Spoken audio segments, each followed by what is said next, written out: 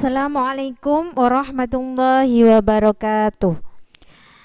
Selamat pagi anak-anak. Apa kabar hari ini? Semoga kalian sehat selalu dan tetap semangat belajar. Anak-anak, marilah kita awali pagi hari ini dengan berdoa memanjatkan kepada Allah. Semoga apa yang kita pelajari hari ini bermanfaat dan kita mendapatkan tambahan ilmu dan pemahaman dari Allah Subhanahu wa taala. Yuk berdoa bersama-sama dengan Bunius. Bismillahirrahmanirrahim.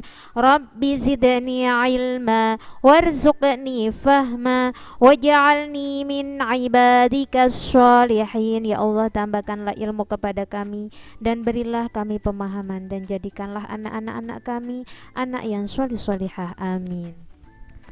Anak-anak yang Bunius sayangi, kalian hari ini akan belajar agama pelajaran ke-8, dan kemarin kalian sudah mempelajari pada sub A dan sub B, yaitu tentang toleransi, tentang berbaik sangka dan simpatik.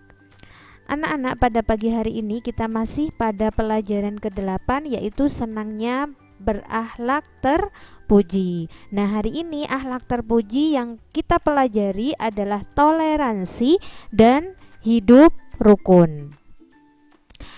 Bunius harap kalian semangat belajar karena tinggal beberapa bulan saja kalian belajar, dan sebentar lagi pada bulan April kalian sudah ujian. Untuk itu ikutilah dengan baik pelajaran-pelajaran yang disampaikan oleh Bapak Ibu guru. Ya nak ya, harus semangat belajar.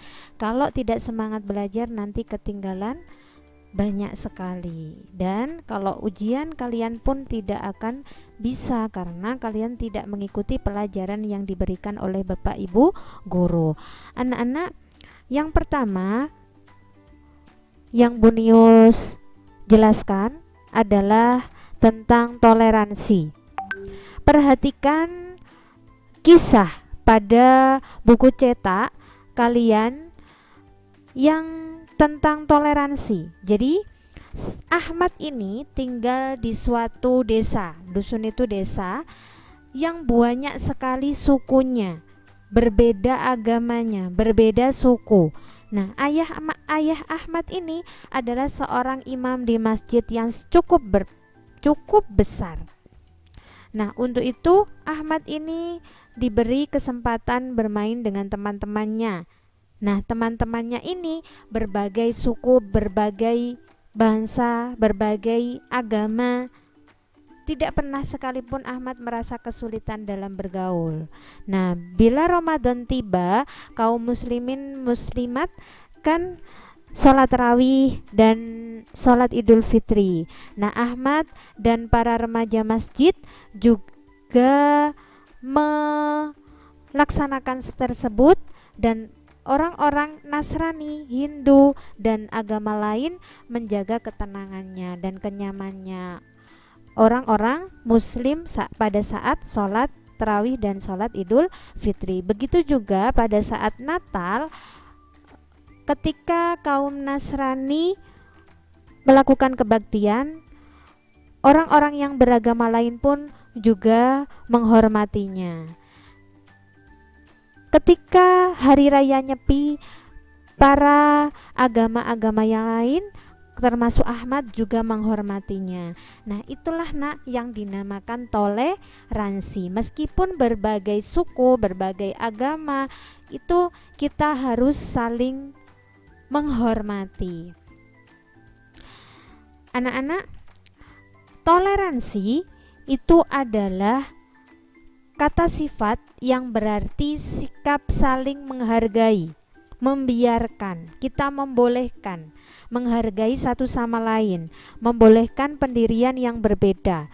Jadi kita tidak mengganggu orang lain untuk beraktivitas, menghargai apa yang dilakukan mereka. Itu namanya toleransi. Kita berbeda agama, pasti juga berbeda berbeda apa nak?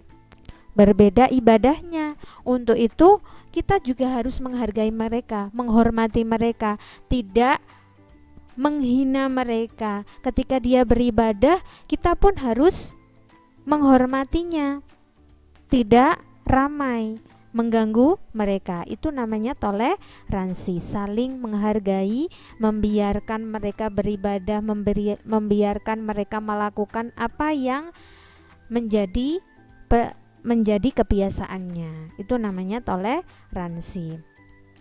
Sikap saling menghormati dan saling bekerja sama di antara kelompok masyarakat yang berbeda, baik secara etnis, bahasa, budaya, politik maupun agama. Jadi meskipun berbeda bahasa, berbeda budaya, berbeda agama, kita juga harus saling bekerja sama. Kita saling menghormati, saling membantu. Itu namanya toleransi. Nah, contoh dari toleransi yang pertama adalah menghormati pendapat yang berbeda. Kalau ada teman kita yang berpendapat berbeda dengan kita, kita harus menghormatinya, tidak mengejeknya. Kita harus selalu mendengarkan pendapatnya, tidak memarahinya, tidak semena-mena bahwa pendapat kita itu benar. Itu namanya toleransi. Yang kedua adalah tidak membuat kegaduhan di masjid pada saat orang-orang yang sedang sholat. Kalau orang-orang sholat, kita pun harus ikut sholat, tidak mengganggu mereka dalam sholat. Kita ikut sholat tetapi kita mengganggu, jangan ya nak ya. Ketika sholat ya ikut sholat, tidak mengganggu orang yang sedang sholat. Itu namanya toleransi. Meskipun satu agama, kita pun juga harus toleransi. Yang ketiga adalah tidak memasang petasan. Biasanya pada saat hari raya Idul Fitri tiba, pasti anak-anak banyak sekali membeli petasan untuk mengganggu orang yang lewat. Kadang begitu. Jangan. Kalian boleh memasang petasan di tempat-tempat yang tidak mengganggu orang lain. Dan misalkan ada tetangga kita yang sakit, ada bayi yang baru lahir, itu pun juga kita dilarang memasang petasan karena itu sangat mengganggu mereka. Ya. Jangan ya nak ya. Yang keempat, tidak membuat keributan di kelas pada saat guru menerangkan. Jadi pada saat guru menerangkan, Bapak Ibu guru menerangkan, didengarkan dengan baik. Jangan sekali-kali membuat keributan, mengganggu temannya yang mendengarkan. Itu tidak toleransi. Yang kelima, tidak menghidupkan radio atau TV dengan keras sehingga mengganggu orang lain. Itu namanya tidak toleransi, mengganggu tetangganya. Memutar radio dengan keras sehingga tetangganya terganggu, itu tidak toleransi. Yang keenam adalah tidak bermain alat musik, gitar, beduk pada saat orang-orang lain yang lagi istirahat. Kalian boleh memainkan tetapi harus tahu waktu, tidak mengganggu yang lain. Yang ketujuh adalah tidak mengejek teman yang berbeda suku atau agama.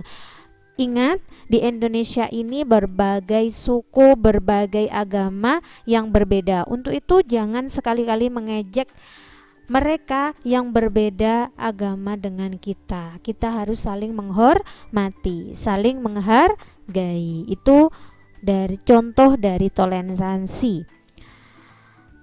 Yang kedua adalah sikap hidup rukun.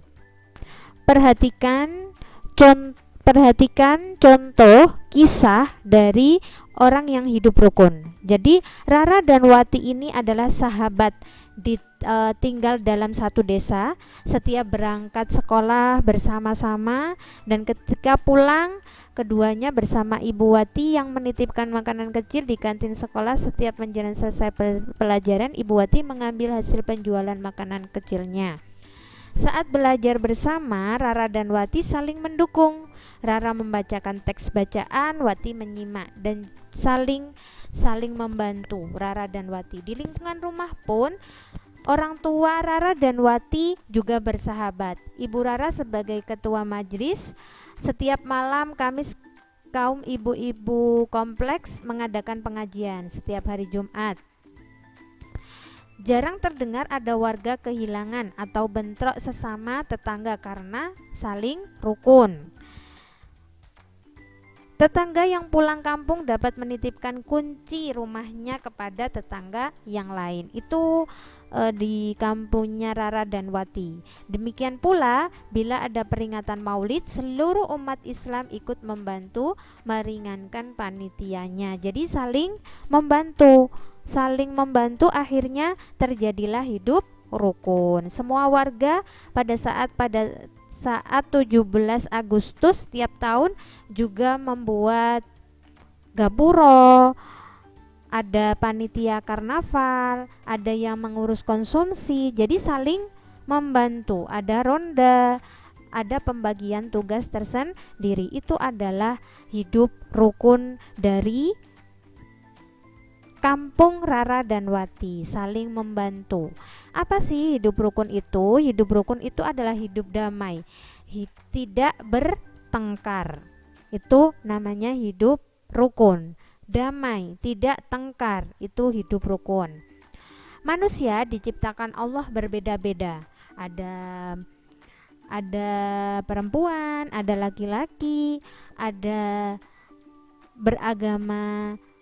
berbagai agama, ada berbagai suku, berbagai bangsa. Untuk itu, meskipun berbeda-beda, kita juga harus saling hidup rukun, tidak boleh saling mengejek agar terjadi hidup rukun.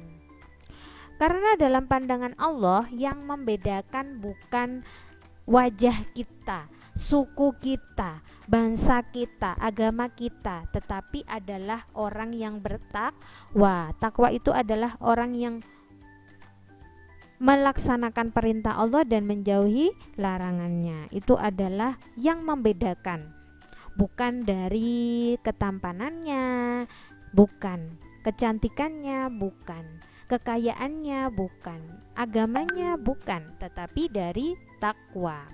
Seperti yang dijelaskan dalam surat Al-Hujurat, ya ayyuhan nasu inna khalaqnakum, sampai terakhir, yang artinya sungguh kami telah menciptakan kamu dari laki-laki dan perempuan, kemudian kami jadikan kamu berbangsa, suku, agar kalian saling mengenal. Nah, di ayat ini dijelaskan bahwa manusia diciptakan manusia berpasang-pasangan dan bersuku bangsa yang berbeda-beda. Untuk itu kalian harus hidup rukun. Yang dilihat oleh Allah adalah yang paling mulia di sisi Allah adalah orang yang bertakwa, bukan karena sukunya, bukan karena bangsanya, bukan karena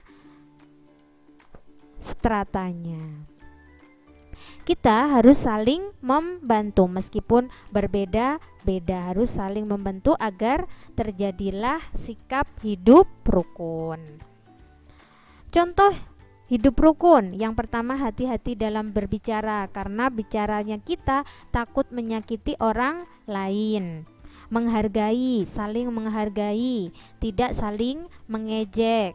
Itu membuat hidup rukun. Berbicara tidak dengan kata-kata kasar, tidak marah-marah. Itu membuat hidup rukun, karena kalau kita berbicara yang jelek, kasar, emosi, takut menyakiti hati orang lain. Akhirnya hidupnya tidak rukun, mengutamakan kepentingan orang banyak daripada kepentingan sendiri. Jadi tidak egois, harus mementingkan kepentingan bersama. Nah, ini adalah perbuatan yang membuat hidup tidak rukun. Yang pertama adalah berbuat lebih emosi, tidak menghargai orang lain, suka mencela, mengolok-olok, suka berbicara kasar. Itu adalah pembelajaran hari ini, semoga bermanfaat. Alhamdulillahirabbil alamin. Assalamualaikum warahmatullahi wabarakatuh.